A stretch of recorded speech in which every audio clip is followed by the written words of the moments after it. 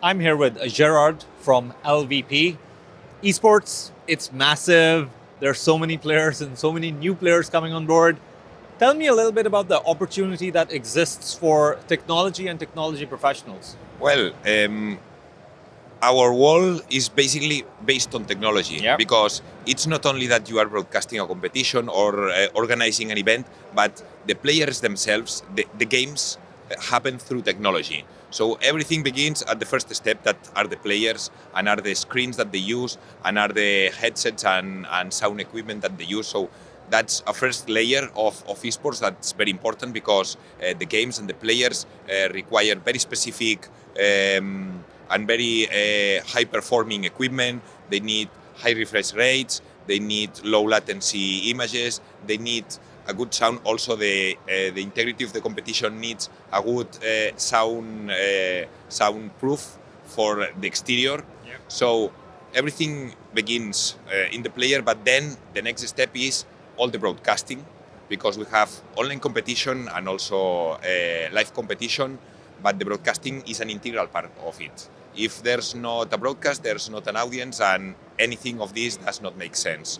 So regarding broadcasting, you can imagine what a sports broadcasting is. Imagine that, maybe less cameras, but far more stats, far more hardware, far more graphic solutions, and of course everything online, and trying always to keep with interactive, the latest interactive possibilities of the medium. And apart from that, of course, the event organization, because mostly finals happen in big events, so you have experience for the attendees there. So you need also the latest in screens for them to follow the competition. We have a competition that needs a high resolution because there are lots of information on the screen that have to be very readable for anyone.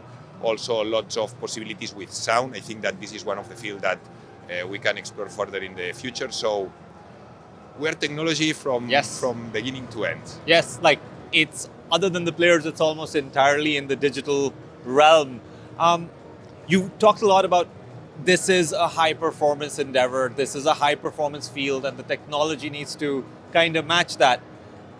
Traditional broadcast has a lot of time to develop products for itself that fit its needs, and obviously this is somewhat similar but also a little bit different. Are there any particular products or software or some technology that you feel that the people here at ISE can develop to make your life easier? I'm sure. In fact, well, we are quite a new industry, and we have already lived some different revolutions. One of the first revolutions was, of course, the proliferation of online live platforms and all the encoding. The encoding that now it is like a given. It was a big deal when we started with this. So that was a little revolution. Then another revolution that we had was when several brands began to do broadcast equipment, but at a lower prices, because we are a younger ecosystem, a younger industry. We don't have the budgets of the big traditional sports. So it's also a matter of budgets to be able to find solutions. And then another big revolution more recently, and the pandemic accelerated it, is everything regarding remote production, cloud production, etc., etc. In fact, I think that we were in a very good position compared to traditional sports. We are part of a big media company that does lots of football, the biggest sports you can imagine, they produce that.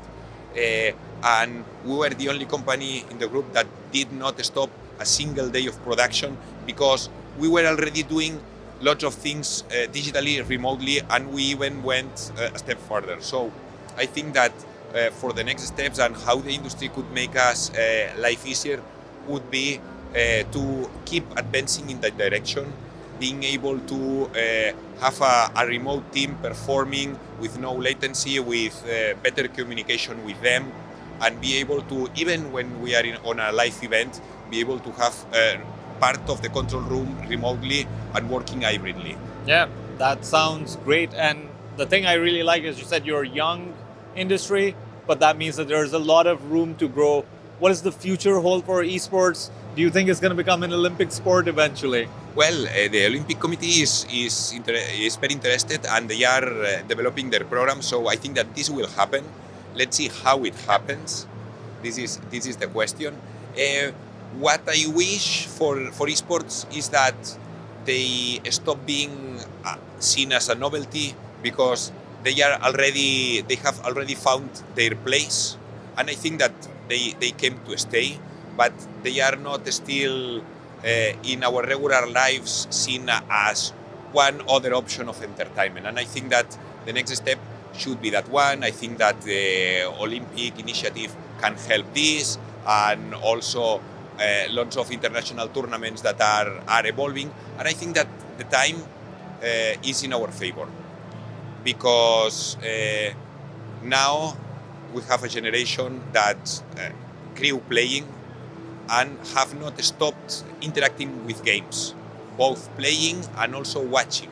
So I think that this is in our favor, and as the next generations continue adding to all our audience, I think that we will still grow and become a natural part of the whole product ecosystem. Gerard, thank you so much for your time. Thank you. Very happy to have you.